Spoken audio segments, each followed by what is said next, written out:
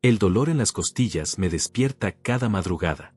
Son las 4:30, como siempre, y mi cuerpo recuerda exactamente lo que pasó hace 3 semanas en esa mesa. El sabor de la sangre en mi boca, el sonido seco de mi brazo golpeando contra la silla, y sobre todo, las palabras de mi propia hija resonando en mis oídos como una sentencia: deberías haber firmado la hipoteca, papá.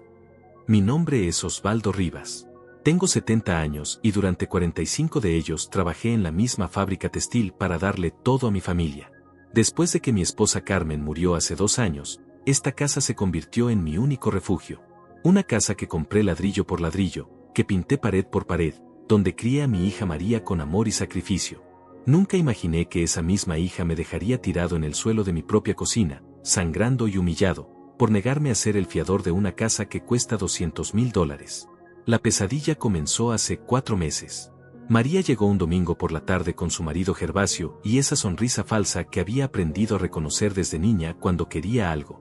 Se sentaron en mi sofá, el mismo donde solía leerle cuentos cuando tenía 5 años, y me contaron sobre la oportunidad de sus vidas.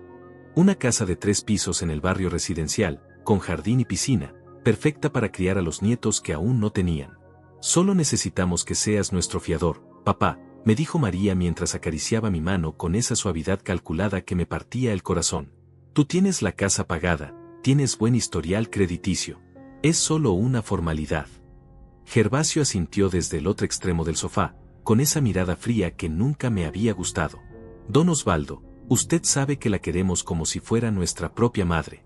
Jamás lo dejaríamos en problemas. Pero yo conocía los números. María había perdido su trabajo como recepcionista 6 meses atrás, y Gervasio apenas ganaba $800 manejando un taxi los fines de semana. Tenían deudas con 3 tarjetas de crédito, un préstamo personal vencido y habían sido desalojados del apartamento anterior por no pagar el alquiler durante 4 meses. ¿Cómo iban a pagar una cuota mensual de $1,500? Hija, le dije tratando de ser delicado, me preocupa que sea mucha responsabilidad para ustedes. Tal vez deberían buscar algo más pequeño, más acorde a sus ingresos. La sonrisa de María se desvaneció inmediatamente. ¿No confías en nosotros, papá? No es eso, María, es que... ¿Sabes qué?, interrumpió Gervasio poniéndose de pie. Creo que su papá no quiere vernos progresar, mi amor. Prefiere que sigamos viviendo como pobres. Esa noche se fueron sin despedirse. Pensé que el tema había quedado ahí, que entenderían mi posición. Pero me equivoqué terriblemente. Lo que siguió fueron semanas de llamadas diarias, visitas sorpresa y una presión psicológica que me fue consumiendo lentamente. María llegaba cada 2 días con diferentes excusas. Que necesitaba usar la lavadora, que quería cocinar para mí, que extrañaba pasar tiempo juntos. Pero cada conversación terminaba igual, con el tema de la hipoteca. Me mostraba fotos de la casa en su teléfono, me hablaba de los nietos que tendría, de lo felices que serían si yo los ayudaba. Es tu única hija, papá, me decía mientras preparaba café en mi cocina. ¿No quieres verme feliz? Gervasio era más directo. Aparecía sin avisar los fines de semana y se quedaba viendo televisión en mi sala durante horas, haciendo comentarios sobre lo solitario que me veía, lo triste que debía ser vivir solo en una casa tan grande. Don Osvaldo, me dijo un sábado mientras bebía una de mis cervezas sin permiso, usted ya vivió su vida. Ya se compró su casa, ya crió a su hija. Ahora es nuestro turno. ¿No le parece justo? La presión se intensificó cuando comenzaron a traer documentos. Primero fue solo para que los viera, después para que los leyera con calma, y finalmente llegó el día en que pusieron los papeles sobre mi mesa del comedor y Gervasio puso una pluma al lado. Es muy simple, don Osvaldo. Solo son 3 firmas y ya está. Ni siquiera tiene que leerlo todo. Mis manos temblaron cuando tomé los documentos. Era un laberinto de letras pequeñas y términos legales que no entendía completamente, pero una cosa estaba clara: si María y Gervasio no pagaban, yo perdería mi casa. La casa donde nació mi hija, donde murió mi esposa, donde pensaba vivir mis últimos años en paz. No puedo firmarlo, susurré. El silencio que siguió fue ensordecedor. María me miró como si hubiera pronunciado las palabras más crueles del mundo. ¿Cómo que no puedes?, preguntó con una voz que no reconocí. No puedo arriesgar la casa, hija. Es todo lo que tengo. Es todo lo que tienes, gritó Gervasio golpeando la mesa. Pero nosotros no tenemos nada. Vivimos de prestado, en cuartos alquilados, sin futuro. María comenzó a llorar. No eran lágrimas de tristeza, sino de rabia pura. 45 años trabajé para ti, papá. 45 años sacrificándome para que tuvieras todo. Y ahora que necesito tu ayuda, me das la espalda. María, por favor, entiende. No, me interrumpió. Tú no entiendes. Somos tus únicos familiares. Cuando te mueras, la casa va a ser nuestra de todos modos. ¿Por qué no nos ayudas ahora que podemos disfrutarla juntos? Sus palabras me atravesaron como cuchillos. ¿Cuándo había empezado a verme como un obstáculo? ¿Cuándo había comenzado a contar los días hasta mi muerte para heredar lo que había construido con mis propias manos? Esa noche, después de que se fueron dando un portazo, me quedé sentado en mi cocina hasta el amanecer. El silencio de la casa me aplastaba, pero era preferible al veneno que había empezado a respirar cada vez que venían a visitarme. No sabía que lo peor apenas comenzaba. Los siguientes días fueron un infierno silencioso. María había cambiado por completo la dinámica de nuestras visitas. Ya no llegaba con sonrisas falsas ni palabras dulces. Ahora aparecía con Gervasio como si fuera un soldado en una misión, decidida a quebrar mi resistencia por cualquier medio necesario. El martes siguiente llegaron a las 8 de la mañana.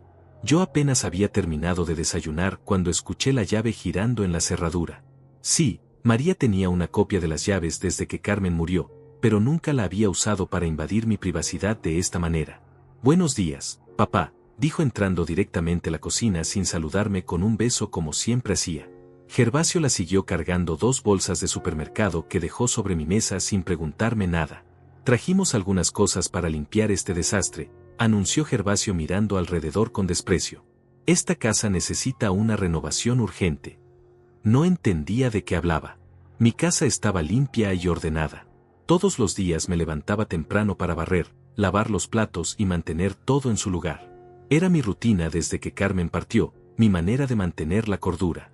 ¿Qué desastre?, pregunté confundido. María comenzó a caminar por la cocina, abriendo gabinetes y cajones sin mi permiso. Papá, mira estas ollas. Están oxidadas. Y estos platos están desportillados. No puedes vivir así. Tomó mi cafetera, la misma que usaba desde hace 15 años, y la examinó como si fuera basura. Esto se ve terrible. Huele a rancio. Esa cafetera funciona perfectamente, protesté tratando de quitársela de las manos. Carmen y yo compramos esa. Carmen ya no está aquí, me cortó Gervasio con una frialdad que me heló la sangre. Y usted está viviendo en el pasado, don Osvaldo. Es hora de modernizarse. Sin pedirme autorización, comenzaron a sacar cosas de mi cocina. Primero fueron los utensilios que consideraban viejos, después los platos que tenían pequeñas imperfecciones, luego las tazas que no hacían juego con el nuevo set que habían traído. Esperen, les grité cuando María tomó la taza azul claro que Carmen usaba para el té todas las tardes. Esa taza no se toca. ¿Esta cosa?, preguntó María sosteniéndola como si fuera un objeto repugnante. Está manchada y tiene una grieta. Es antihigiénica. Es de tu madre. Mi madre está muerta, papá, y aferrarte a estos trastos no la va a traer de vuelta. La tiró a la bolsa de basura con tal desprecio que sentí como si hubiera profanado la memoria de Carmen. Quise protestar, pero Gervasio se interpuso entre la bolsa y yo. Don Osvaldo, necesita entender que estamos haciendo esto por su bien. Una persona de su edad no debería vivir rodeado de antigüedades rotas. Durante las siguientes 3 horas convertirán mi cocina en un campo de batalla. Reemplazaron mis cosas con artículos baratos que habían comprado sin consultarme, platos de plástico blanco, vasos desechables, cubiertos de acero inoxidable que no tenían ningún peso en las manos. Todo lo que había acumulado durante décadas de matrimonio terminó en bolsas negras que Gervasio cargaba hasta su auto. Ahora sí parece una cocina moderna, declaró María admirando su obra destructiva. ¿No te parece mejor así, papá? Miraba mi cocina irreconocible y no podía responder. Habían borrado 40 años de memorias en una mañana. El lugar donde Carmen preparaba sus famosos tamales los domingos, donde celebrábamos los cumpleaños de María, donde desayunábamos juntos todas las mañanas antes de ir al trabajo, ahora parecía la cocina impersonal de un hotel barato. ¿Por qué hicieron esto?, susurré finalmente. Porque te amamos, respondió María acercándose con esa voz condescendiente que usas con un niño pequeño. Y queremos que vivas mejor. Pero para eso necesitas cooperar con nosotros. Ahí estaba de nuevo. El tema de la hipoteca escondido detrás de cada gesto aparentemente bondadoso. Los jueves se convirtieron en el día de limpieza. Llegaban temprano y se apoderaban de diferentes áreas de mi casa, decidiendo que merecía quedarse y que debía ser actualizado. Mis libros viejos fueron reemplazados por revistas de decoración. Mi radio de mesa, donde escuchaba las noticias todas las mañanas, fue cambiado por un aparato digital que no sabía cómo usar. Es Bluetooth, don Osvaldo, me explicó Gervasio como si fuera idiota. Mucho mejor que esa reliquia que tenía. Pero la reliquia había sido un regalo de Carmen por nuestro 20º aniversario. Tenía grabado en la parte trasera, para que escuches música y pienses en mí. Con amor, sé. Cuando protesté, María me miró con esa expresión de fastidio que había perfeccionado durante sus visitas. Papá, tienes que dejar de vivir en el pasado.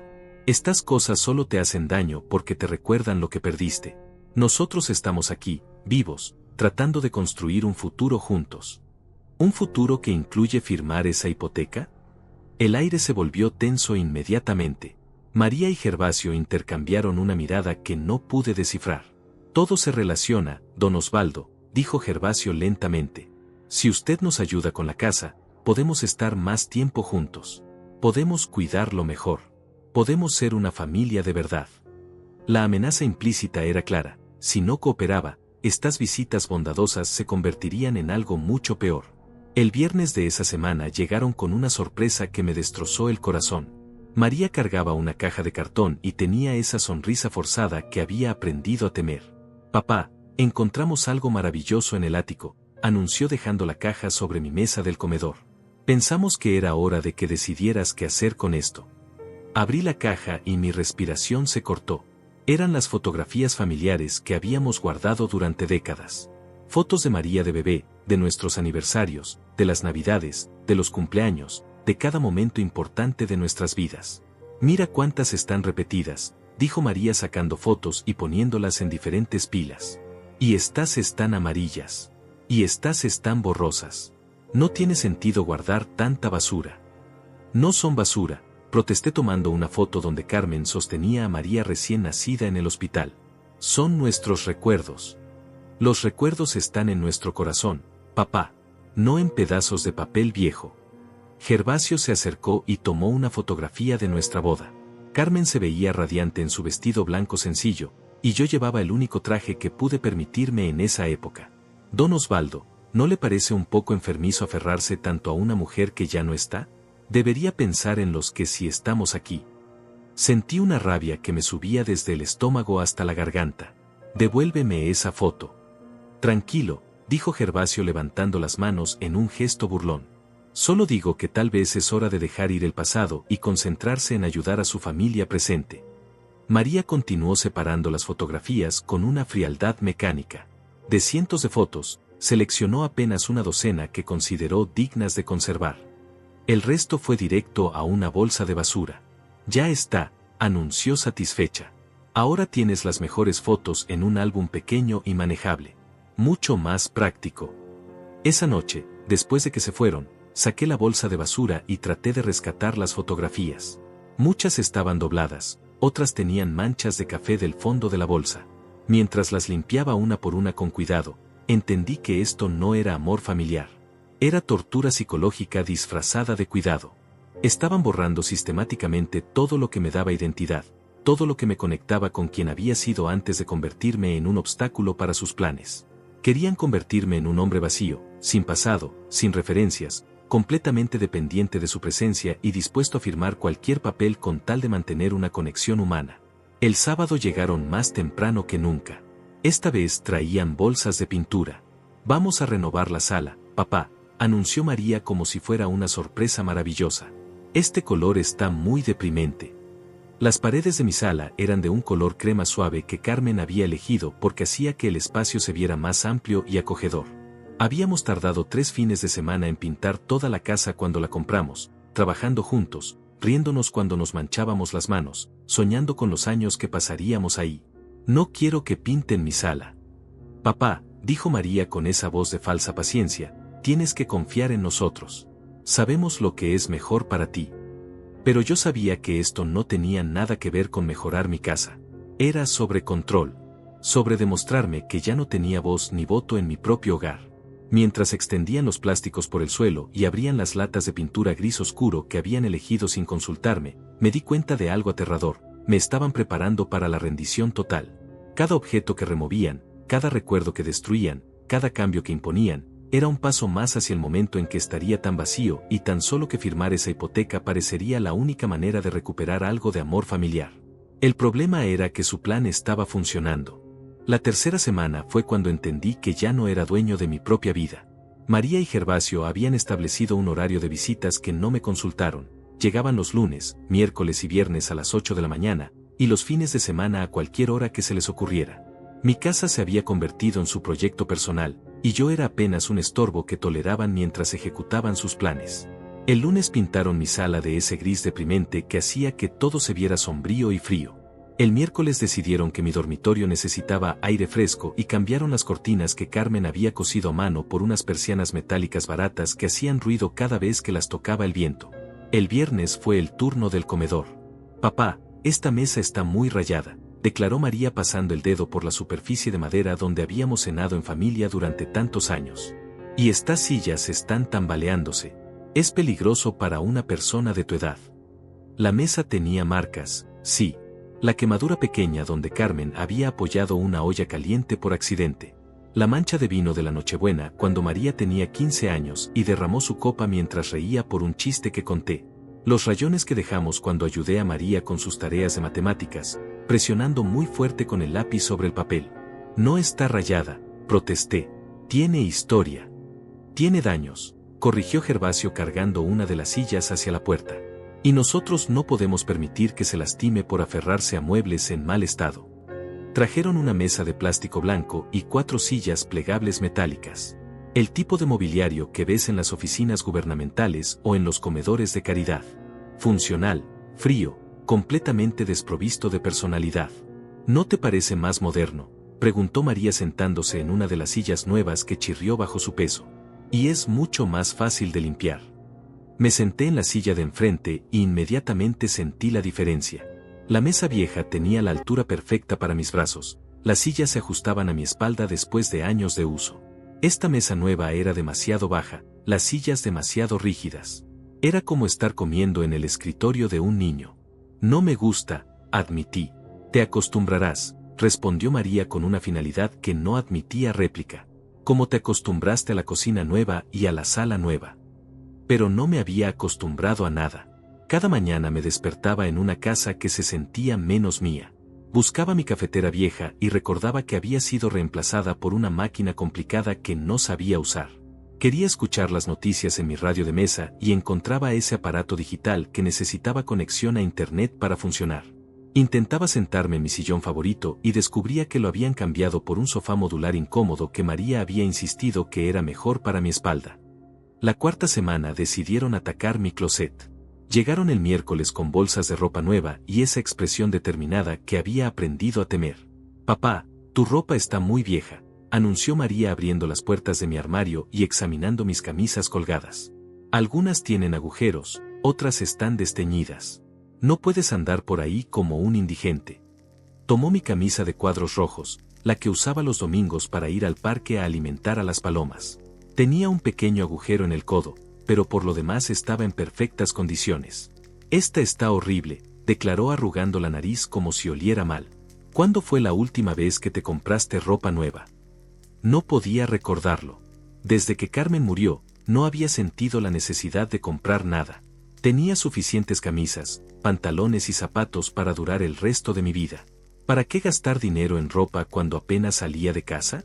«La ropa no se compra solo cuando se necesita», me explicó Gervasio sacando mis pantalones y examinándolos como un inspector de calidad. «Se compra para mantener la dignidad personal. Y francamente, don Osvaldo, su apariencia está afectando cómo nos ven a nosotros cuando salimos juntos». Ahí estaba la verdad. No les importaba mi comodidad o mi bienestar. Les daba vergüenza ser vistos conmigo tal como era. Durante las siguientes 2 horas, mi closet fue completamente vaciado. Ropa que había usado durante años, camisas que Carmen me había regalado en navidades pasadas, pantalones que había comprado para ocasiones especiales, todo fue metido en bolsas negras sin ninguna consideración. «Esto es lo que te trajimos», dijo María mostrándome 3 bolsas del supermercado llenas de ropa nueva. Camisas básicas, pantalones básicos, ropa interior básica. Todo en tu talla. La ropa era genérica, sin personalidad, del tipo que compras en los almacenes de descuento. Camisas grises, negras y blancas. Pantalones de tela barata en colores neutros. Era como un uniforme para ancianos abandonados. ¿Y mi chaqueta deportiva? Pregunté buscando la chaqueta azul oscuro que usaba cuando tenía que ir al banco o a citas médicas importantes. Esa cosa vieja y arrugada, rió Gervasio. Don Osvaldo, esa chaqueta pasó de moda hace 20 años. Ahora la gente usa ropa más casual, más cómoda. Me dieron una sudadera gris con capucha. El tipo de prenda que usan los adolescentes para ir al gimnasio. Esto no es apropiado para un hombre de mi edad, protesté. ¿Apropiado para quién?, preguntó María cruzándose de brazos. Papá, ya no trabajas. No tienes compromisos sociales. No tienes reuniones importantes. ¿Para qué necesitas ropa elegante? Sus palabras me golpearon como cachetadas. Era verdad que ya no trabajaba, pero eso no significaba que hubiera renunciado a mi dignidad. La ropa elegante no era solo para ocasiones especiales, era una manera de respetarme a mí mismo, de mantener cierto nivel de autoestima incluso en la soledad. Además, continuó Gervasio, esta ropa es mucho más práctica para alguien de su edad. Si se cae o se ensucia, no es una tragedia. Es reemplazable. Reemplazable. Como todo lo demás en mi vida según ellos. Esa noche me duché y me puse una de las camisas nuevas. Era áspera, sin forma, y me quedaba demasiado holgada. Me miré en el espejo del baño y no reconocí al hombre que me devolvía la mirada. Parecía un paciente de hospital, alguien institucionalizado, sin identidad propia. El viernes de esa semana fue cuando tocaron mi último refugio, mi estudio. Era una habitación pequeña al fondo de la casa donde guardaba mis libros, mis papeles importantes, las herramientas que usaba para reparaciones menores, y la vieja máquina de escribir donde Carmen escribía cartas a sus hermanas. Papá, este cuarto es un desastre, declaró María entrando sin golpear la puerta. Está lleno de basura acumulada. Mi escritorio tenía papeles organizados en pilas, facturas por pagar, correspondencia con el Seguro Social, recetas médicas y algunos documentos legales importantes. Para mí tenía perfecto sentido, pero para María era caos incontrolable. Necesitas un sistema de organización más simple, dijo comenzando a revisar mis papeles sin permiso. Algo que puedas manejar sin confundirte. Gervasio se dirigió directamente a mi estante de libros. Don Osvaldo, ¿cuándo fue la última vez que leyó alguno de estos libros? Tenía razón en que había pasado tiempo sin leer. Desde la muerte de Carmen, las letras se me hacían borrosas por las noches y no tenía la concentración de antes. Pero esos libros representaban una vida entera de aprendizaje. Novelas que había disfrutado, manuales técnicos de mi trabajo, libros de historia que me fascinaban, incluso algunos de poesía que Carmen me había regalado. Los libros ocupan mucho espacio y juntan polvo, declaró Gervasio comenzando a bajarlos del estante. Una persona de su edad debería simplificar su entorno. No toquen mis libros, grité con una desesperación que me sorprendió a mí mismo. María se detuvo y me miró con esa expresión de falsa preocupación que había perfeccionado. Papá, ¿por qué te alteras tanto? Solo queremos ayudarte a vivir mejor. Vivir mejor no significa tirar todo lo que me importa. ¿Te importa más un montón de libros viejos que la felicidad de tu propia hija?, preguntó con esa voz quebrada que usaba para manipularme. Y ahí estaba de nuevo. La conexión directa entre mis posesiones y mi amor por ella. Si no los dejaba destruir mis pertenencias, significaba que no la amaba. Si me aferraba a mis recuerdos, era porque no me importaba su futuro. María, esto no tiene nada que ver con... Tiene todo que ver, me interrumpió. Si realmente quisieras que fuéramos felices, nos ayudarías con la casa. Pero prefieres vivir rodeado de cosas muertas que ayudar a tu familia viva. Gervasio asintió gravemente. Don Osvaldo, nosotros solo queremos incluirlo en nuestras vidas. Pero es difícil cuando usted se aferra tanto al pasado que no puede ver el futuro que podríamos construir juntos. Esa noche, sentado en mi estudio parcialmente vaciado, rodeado de cajas llenas de mis libros seleccionados y papeles reorganizados, entendí la magnitud de lo que estaba pasando. No era solo que estuvieran cambiando mi casa. Estaban borrando mi identidad sistemáticamente. Cada objeto que removían, cada recuerdo que descartaban, cada rutina que alteraban, era una parte de mí que desaparecía. Me estaban convirtiendo en una página en blanco, lista para ser reescrita según sus necesidades. Un hombre sin pasado, sin referencias, sin apegos, completamente maleable y dependiente de su aprobación. Y lo más aterrador era que estaba funcionando. Cada día me sentía más perdido, más vacío, más dispuesto a hacer cualquier cosa con tal de recuperar aunque fuera un pedacito de la calidez familiar que recordaba. El problema era que esa calidez nunca había sido real. Solo había sido el anzuelo para un plan que ahora se revelaba en toda su crueldad. El momento que cambió todo llegó un martes por la tarde cuando no esperaba a nadie. Estaba sentado en mi nuevo sofá incómodo, tratando de acostumbrarme al sabor del café que salía de la máquina complicada, cuando escuché voces en el jardín delantero. Voces que no eran de María ni Gervasio. Me acerqué a la ventana y vi a mi vecina Amelia hablando con un hombre joven que no reconocí. Llevaba traje y portafolio, y estaba tomando fotografías de mi casa con su teléfono. Amelia parecía confundida, haciendo gestos hacia mi puerta principal. Salí para ver qué pasaba. Don Osvaldo, me llamó Amelia con alivio. Este señor dice que viene a evaluar su casa para una venta. Le dije que usted no me había comentado nada. El hombre se acercó con una sonrisa profesional y me extendió una tarjeta de presentación. Señor Rivas, soy Casiano Méndez, tasador inmobiliario. Su hija me contrató para hacer una evaluación de la propiedad. Sentí como si me hubieran dado un puñetazo en el estómago. ¿Mi hija lo contrató? Sí, señor. Me dijo que usted está considerando vender y quiere conocer el valor actual del inmueble. Es una casa muy bien ubicada, debe valer alrededor de $300,000. Amelia me miró con preocupación.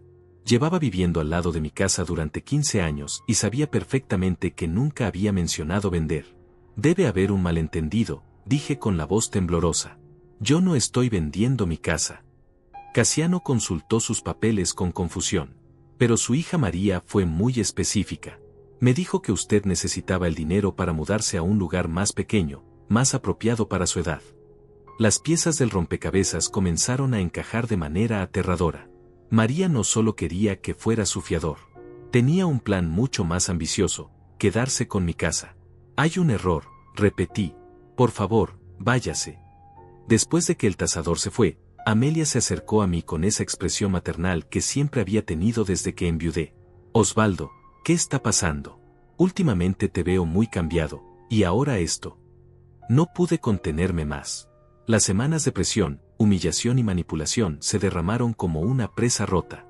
Le conté todo, las visitas constantes, los cambios forzados en mi casa, la presión por la hipoteca, y ahora esta evaluación secreta. Amelia escuchó en silencio, pero su expresión se volvía más seria con cada detalle. Osvaldo, eso no es amor familiar. Eso es abuso, me dijo cuando terminé. Y si están evaluando tu casa sin tu permiso, están planeando algo mucho peor. Esa noche esperé a María y Gervasio. Llegaron a las 8, como siempre, con sus bolsas de mejoras y esa actitud de propietarios que había empezado a odiar. Papá, trajimos plantas nuevas para la sala, anunció María entrando como si nada hubiera pasado. Unas que necesitan menos cuidado. ¿Por qué mandaron a un tasador a evaluar mi casa? El silencio que siguió fue tan tenso que podía cortarse con un cuchillo. María y Gervasio se miraron con esa complicidad que habían desarrollado, decidiendo rápidamente quién hablaría primero.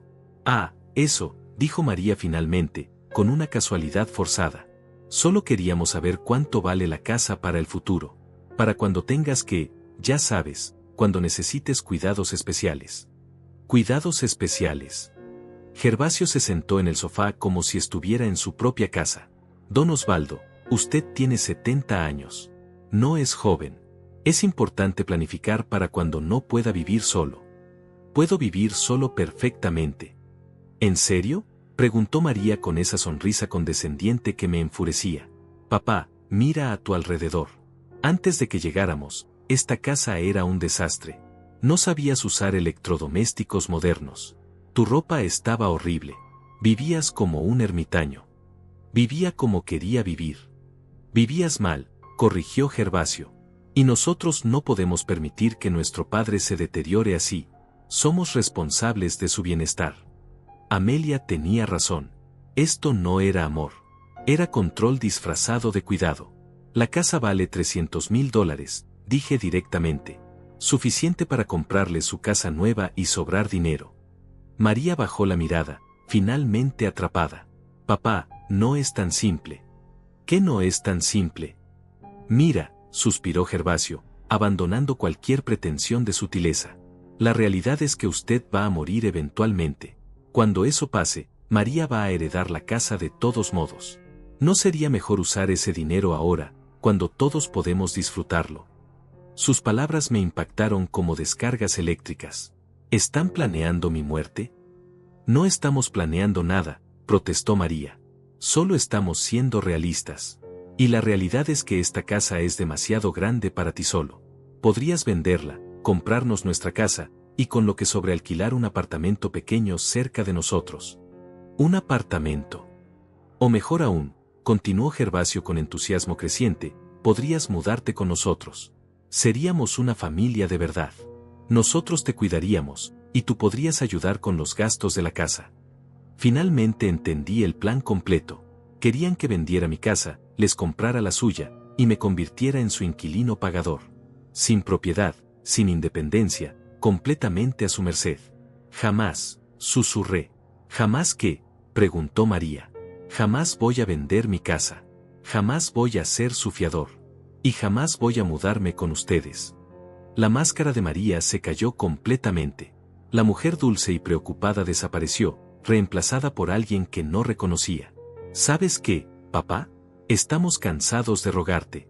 Hemos sido pacientes, hemos tratado de hacer esto por las buenas, pero tú eres demasiado egoísta para ver lo que es mejor para todos. María. No, gritó poniéndose de pie. 45 años te dediqué mi vida. 45 años siendo la hija perfecta. Y ahora que necesito tu ayuda, que necesito que actúes como un padre de verdad, me sales con tu egoísmo. Gervasio se acercó y puso una mano pesada en mi hombro. Don Osvaldo, usted no entiende la situación. Nosotros no estamos pidiendo. Estamos informando. Esta casa se va a vender, con su cooperación o sin ella.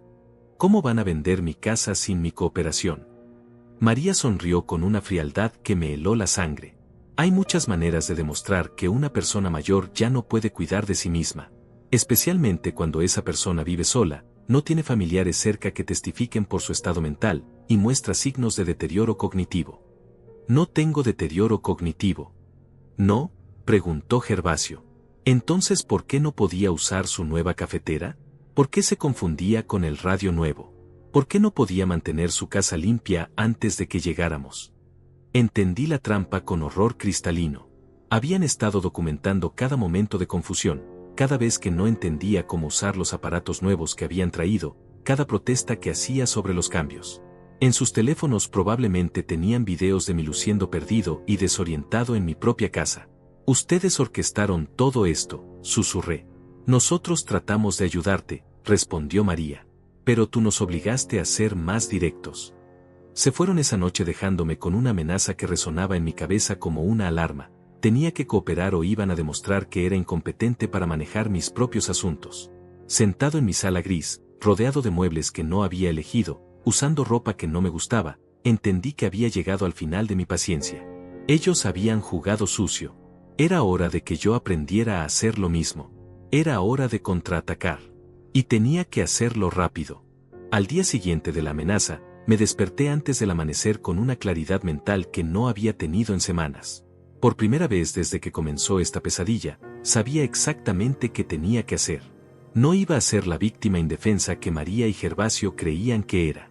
A las 7 de la mañana toqué la puerta de Amelia. Mi vecina abrió en bata, preocupada por verme tan temprano. Osvaldo, ¿qué pasa? Necesito tu ayuda, le dije directamente.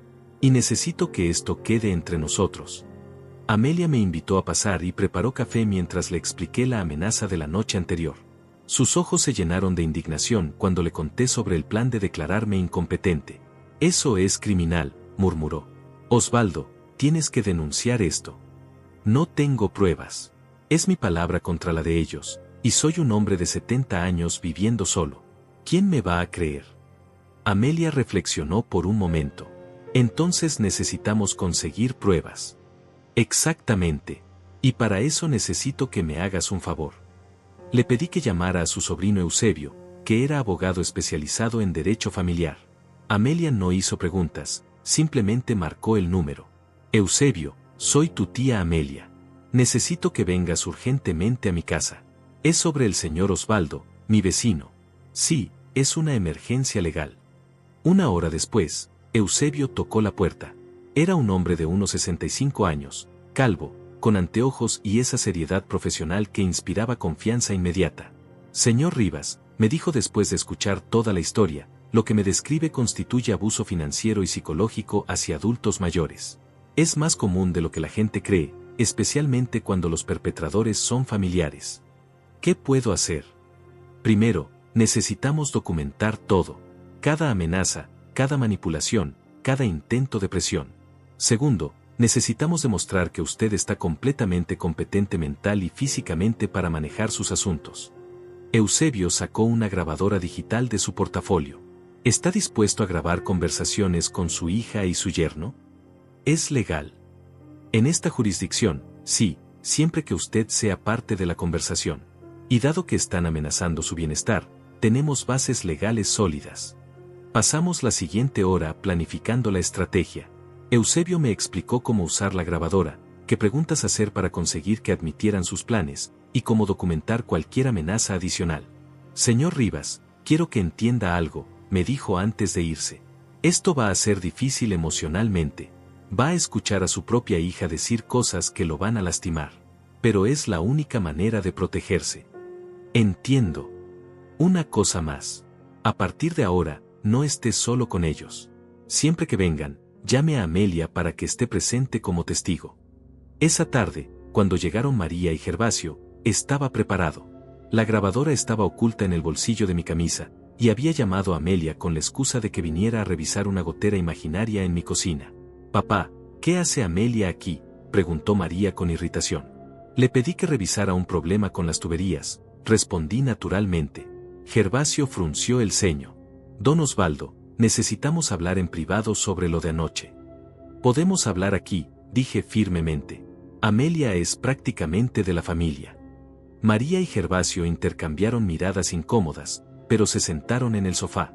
«Papá», comenzó María con esa voz dulce que había aprendido a desconfiar, «pensamos toda la noche en lo que hablamos.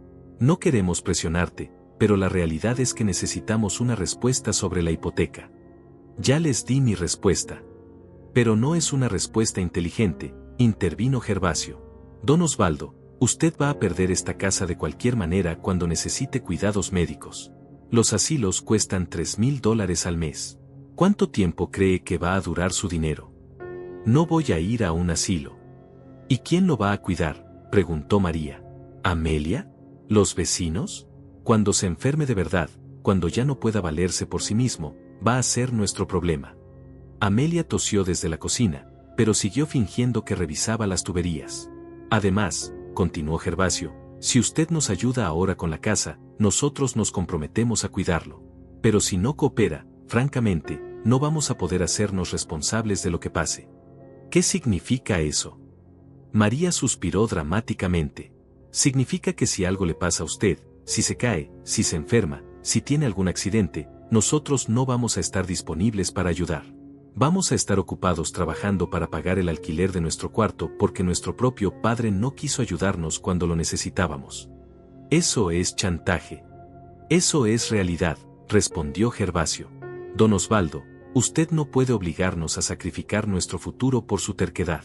Si no quiere ser parte de nuestra familia, entonces vamos a formar nuestra propia familia sin usted». La conversación continuó durante media hora. Con cada minuto, María y Gervasio se volvían más directos sobre sus intenciones. Admitieron que habían consultado con un abogado sobre cómo obtener poder legal sobre mis finanzas. Confirmaron que habían estado documentando mis confusiones con los aparatos nuevos. Incluso mencionaron que tenían un psicólogo dispuesto a evaluar mi competencia mental por $500. «Lo que no entiende, don Osvaldo», dijo Gervasio con una frialdad que me erizó la piel, «es que nosotros vamos a conseguir esa casa de una manera u otra. La cuestión es si usted quiere cooperar y mantener algo de dignidad, o si prefiere que hagamos esto por la fuerza». «¿Por la fuerza?».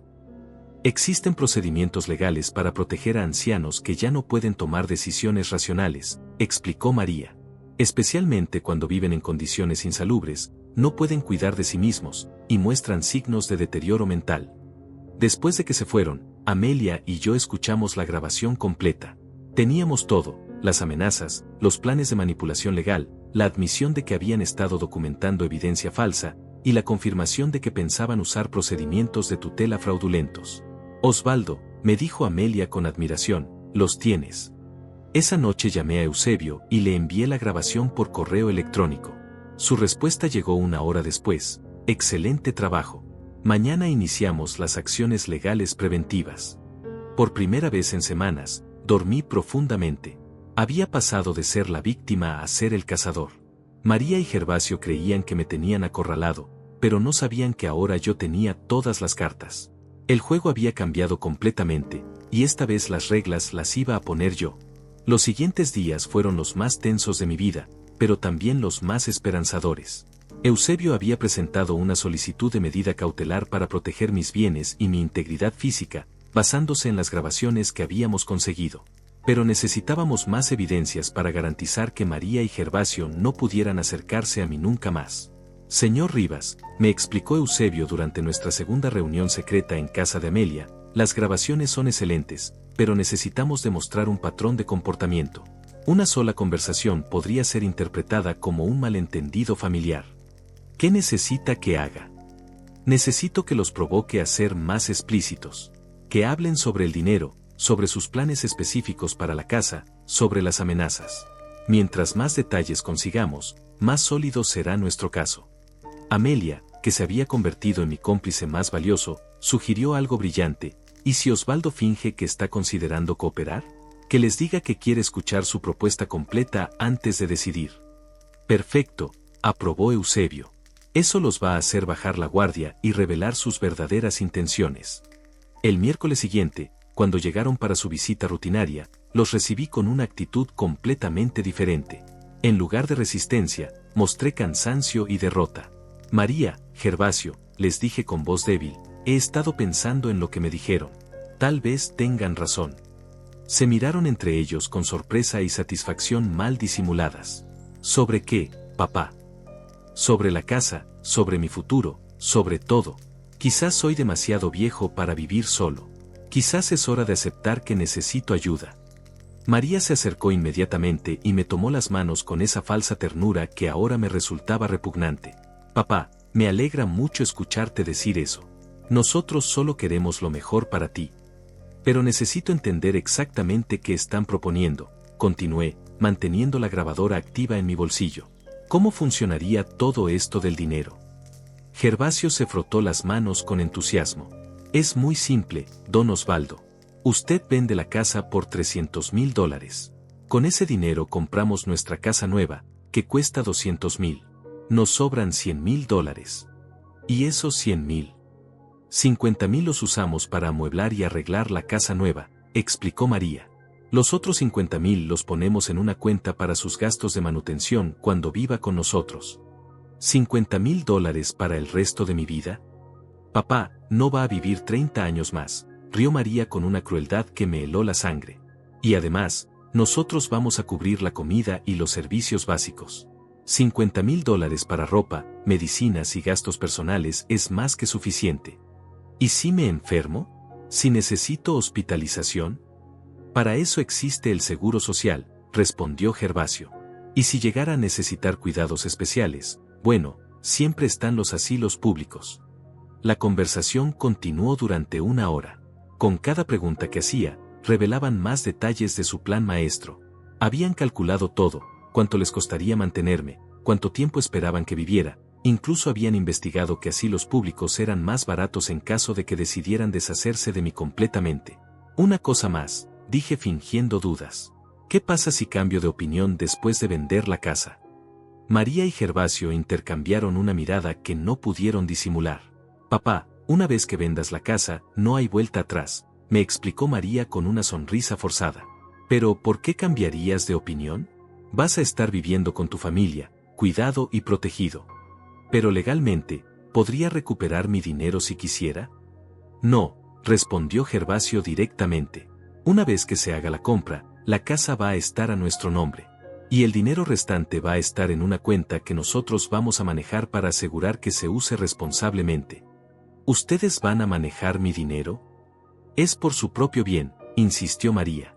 Una persona de su edad puede ser víctima de estafas, puede hacer compras impulsivas, puede ser manipulada por extraños. Nosotros vamos a protegerlo de eso.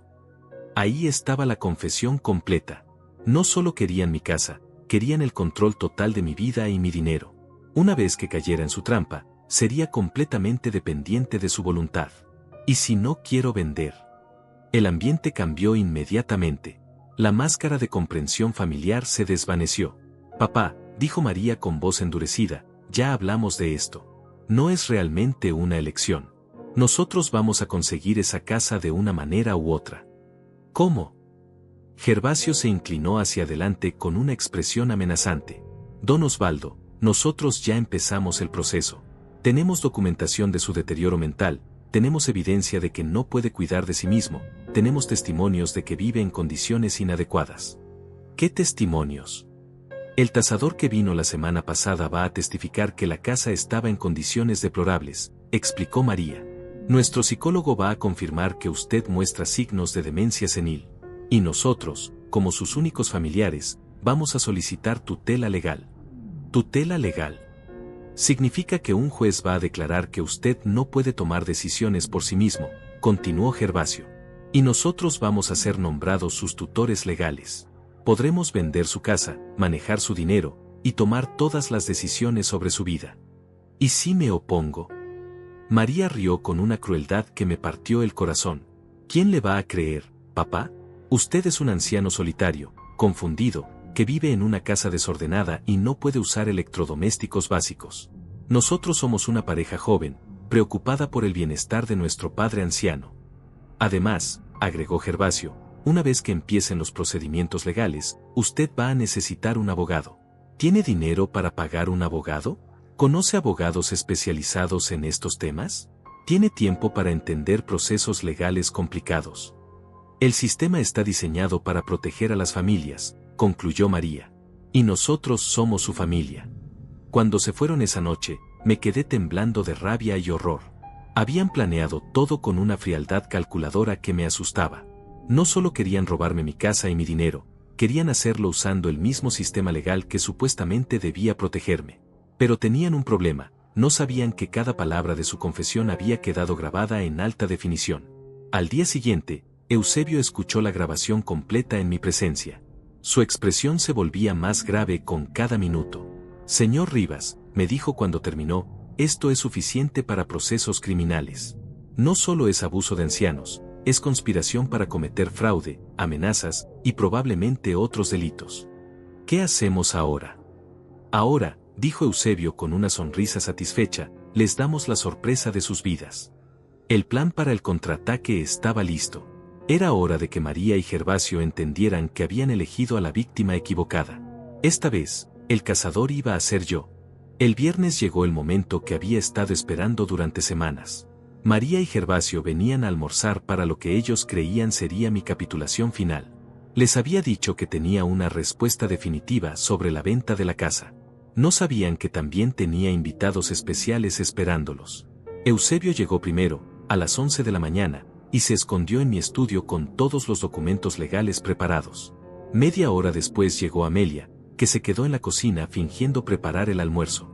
A las 12 en punto, tal como habíamos acordado, tocaron la puerta dos oficiales de policía en ropa civil.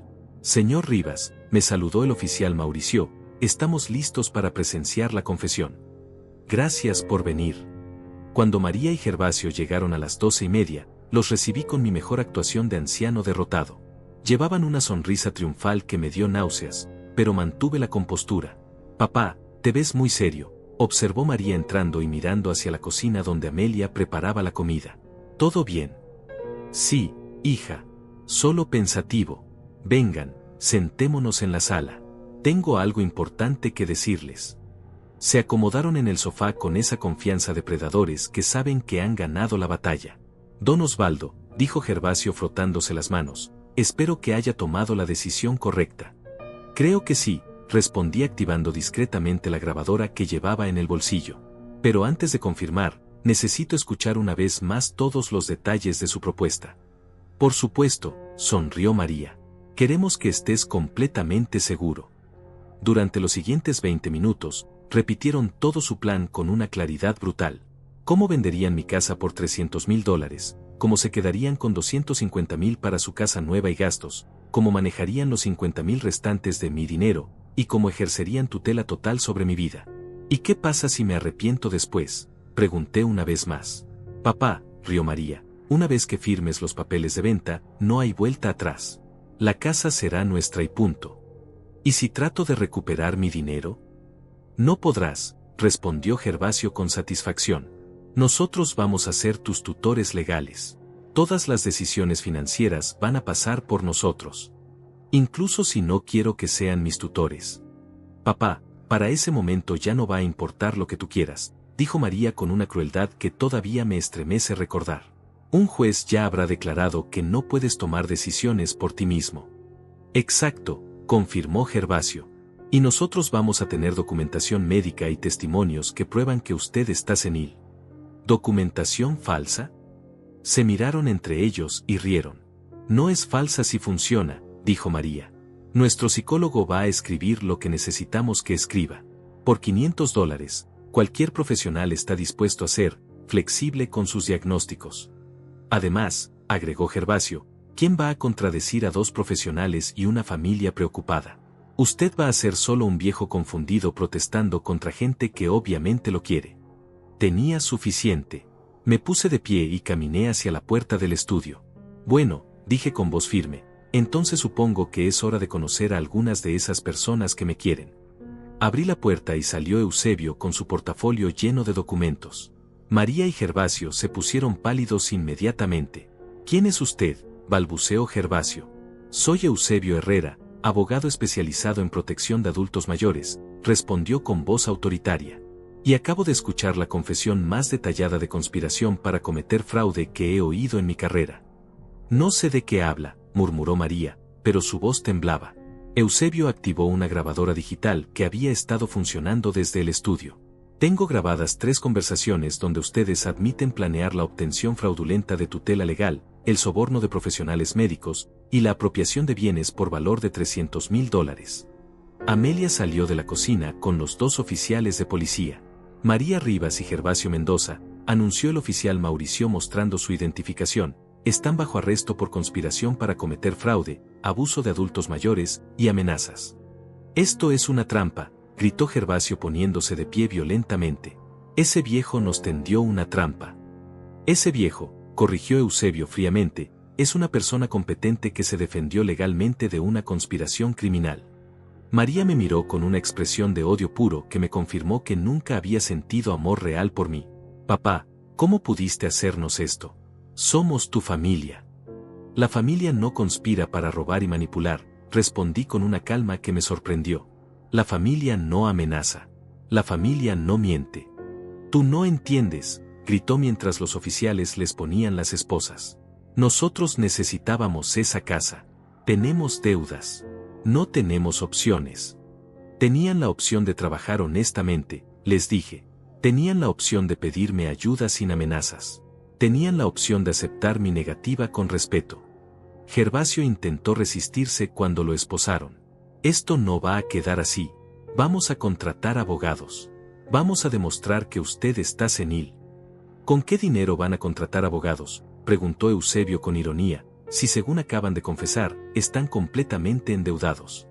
Los oficiales se los llevaron mientras gritaban amenazas y protestas. Cuando se cerró la puerta, la casa quedó en un silencio que no había experimentado en meses. Un silencio de paz, no de soledad. Amelia me abrazó con lágrimas en los ojos. Osvaldo, lo lograste. Lo logramos, la corregí. Sin ti, nunca habría tenido el valor de hacer esto. Eusebio guardaba sus documentos con satisfacción profesional. Señor Rivas, les espera un proceso legal largo, pero con las evidencias que tenemos, van a enfrentar consecuencias serias. Esa noche, sentado en mi sala gris con muebles que no había elegido, entendí que había ganado algo más que una batalla legal. Había recuperado mi dignidad. Había demostrado que la edad no te convierte automáticamente en víctima. Pero sobre todo, había aprendido que a veces la familia de sangre no es tu verdadera familia. A veces tu verdadera familia son las personas que te respetan, te apoyan y te defienden sin esperar nada a cambio. Personas como Amelia. Personas como Eusebio.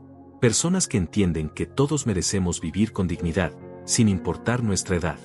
3 semanas después del arresto de María y Gervasio, mi vida había tomado un rumbo que nunca imaginé posible. El proceso legal seguía su curso, ambos enfrentaban cargos serios y probablemente pasarían años en prisión. Pero yo ya no pensaba en ellos. Por primera vez en meses, estaba concentrado en reconstruir mi futuro. Lo primero que hice fue recuperar mi casa. Eusebio me ayudó a contratar una empresa de restauración que se especializaba en devolver hogares a su estado original. Fue doloroso ver cómo sacaban los muebles feos que María y Gervasio habían impuesto, pero cada objeto que salía me devolvía un pedazo de mi identidad. Señor Rivas, me dijo el supervisor de la restauración, encontramos algunas de sus pertenencias originales en el garaje. Parece que las guardaron en lugar de tirarlas.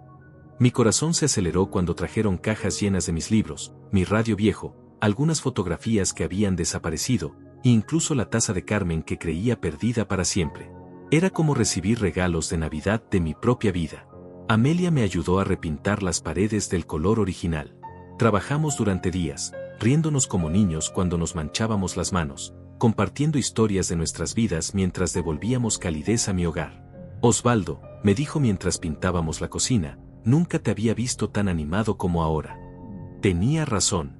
Después de meses sintiéndome como un prisionero en mi propia casa, redescubrir mi espacio me llenaba de energía que creía haber perdido para siempre. Pero la verdadera sorpresa llegó cuando Eusebio me visitó con una propuesta inesperada.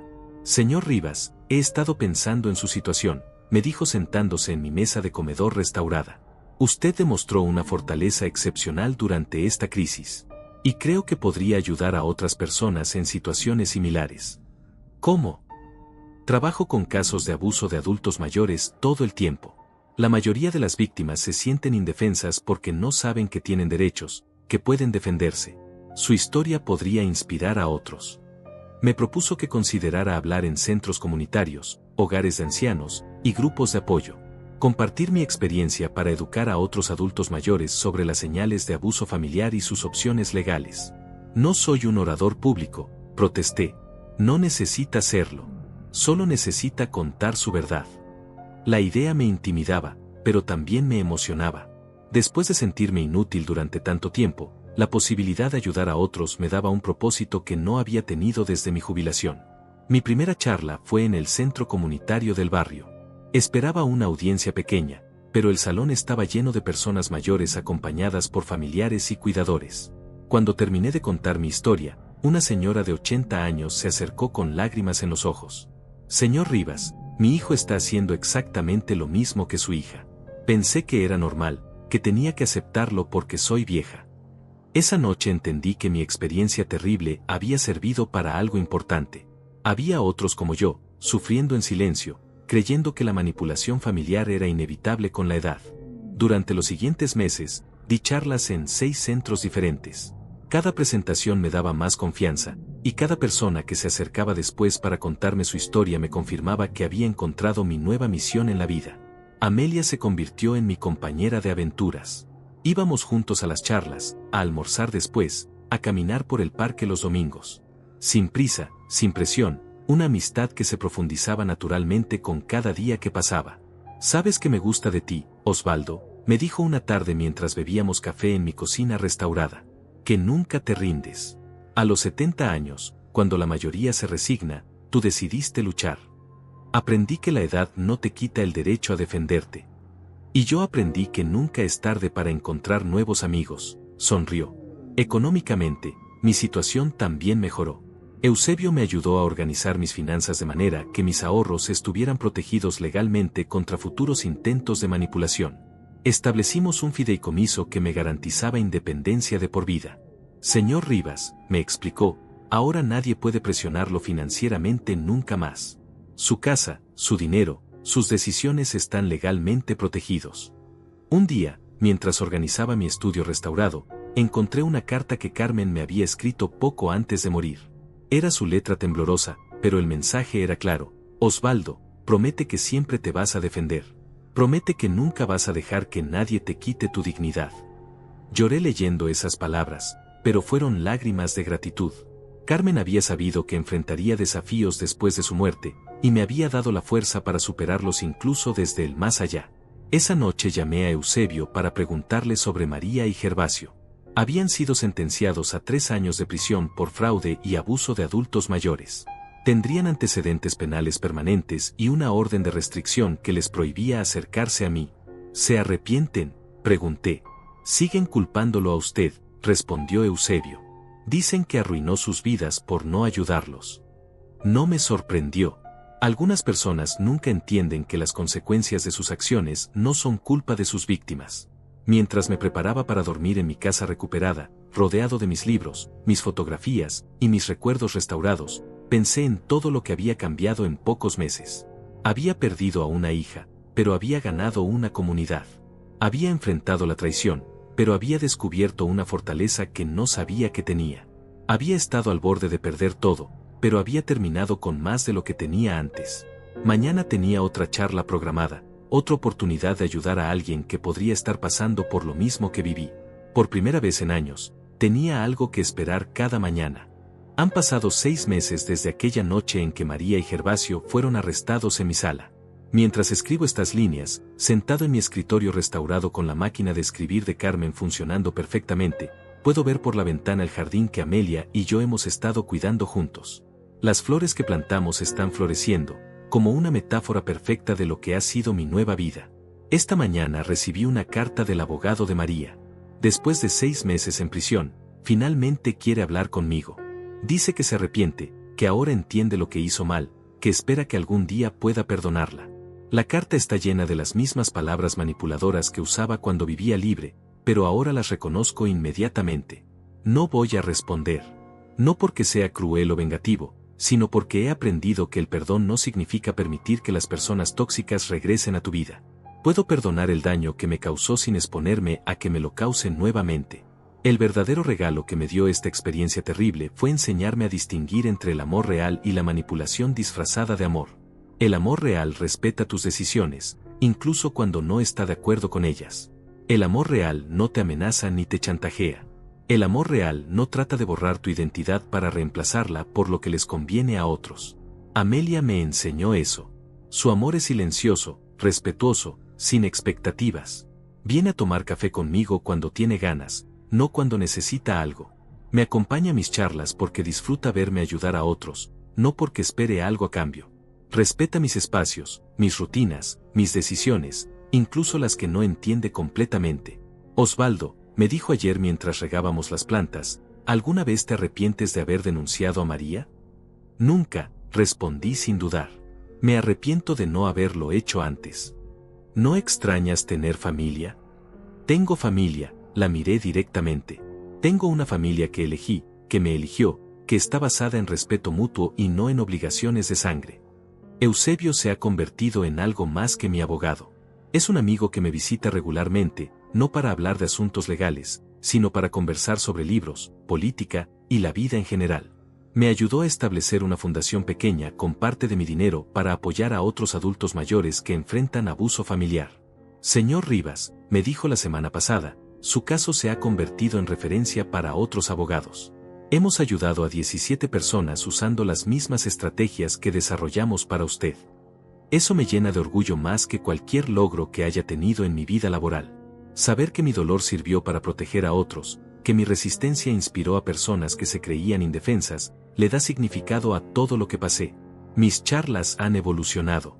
Ya no solo hablo sobre abuso familiar, sino sobre dignidad en la tercera edad, sobre el derecho a envejecer con autonomía, sobre cómo construir redes de apoyo genuinas.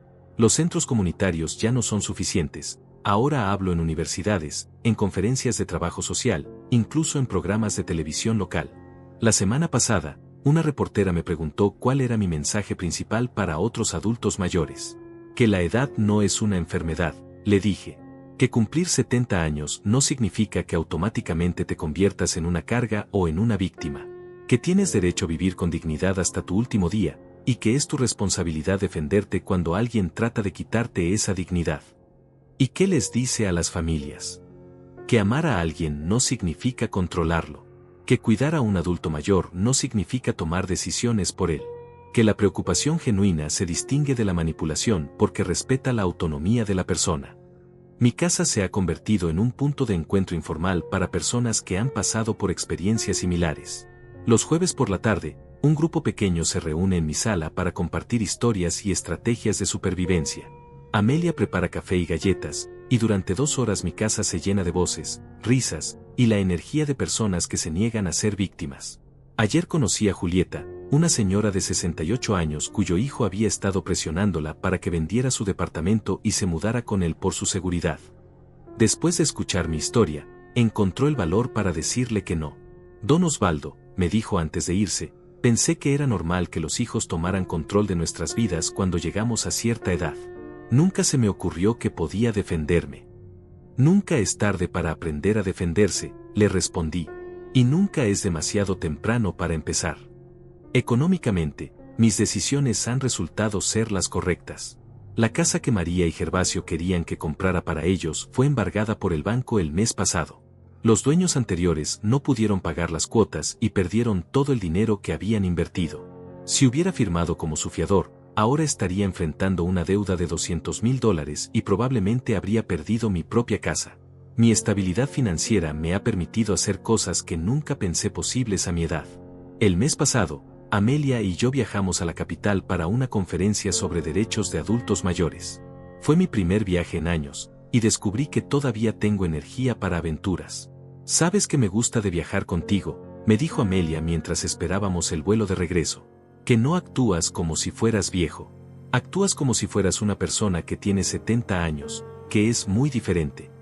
Esa distinción se ha convertido en el centro de mi nueva filosofía de vida. No soy un viejo en el sentido de ser una carga, una víctima, o alguien cuya vida ya terminó. Soy una persona que ha vivido 70 años, que ha acumulado experiencia y sabiduría, que todavía tiene contribuciones que hacer al mundo. La diferencia entre esas dos perspectivas es enorme. Una te convierte en objeto de lástima o manipulación. La otra te mantiene como sujeto activo de tu propia vida. Esta noche, mientras termino de escribir esta historia en la máquina de escribir de Carmen, puedo escuchar el sonido del viento en las cortinas que ella cosió y que logré recuperar. Mi casa huele a café recién hecho y a las flores que Amelia trajo esta mañana. En mi refrigerador tengo comida que elegí comprar, preparada como me gusta comerla. Pequeños detalles que parecen insignificantes, pero que representan algo fundamental: autonomía.